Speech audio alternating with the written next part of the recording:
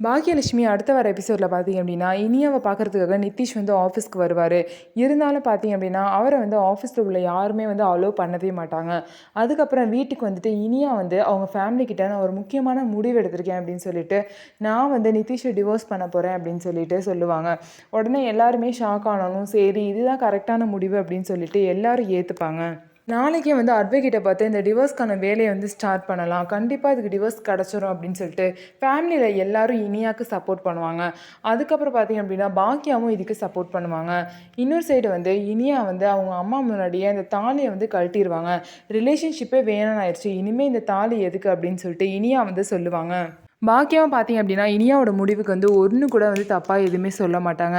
ஏன் அப்படின்னா இனியாவோட மோசமான வாழ்க்கையில் வந்து சிக்கிக்கிட்டா, இதுலேருந்து காப்பாற்றிக்க அவளே ஒரு நல்ல முடிவு எடுத்திருக்கா. அதனால ஃபேமிலியில் உள்ள எல்லாரும் பார்த்தீங்கன்னா இனியாவோட முடிவுக்கு சப்போர்ட் பண்ணுறாங்க.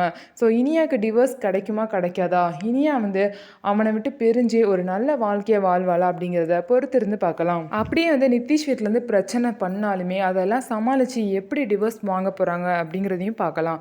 நம்ம வீடியோ உங்களுக்கு பிடிச்சிருந்தா நம்ம வீடியோவை லைக் பண்ணிக்கோங்க. அதுக்கப்புறம் மறக்காமல் நம்மளோட சேனலை சப்ஸ்கிரைப் பண்ணிவிட்டு பாருங்கள்.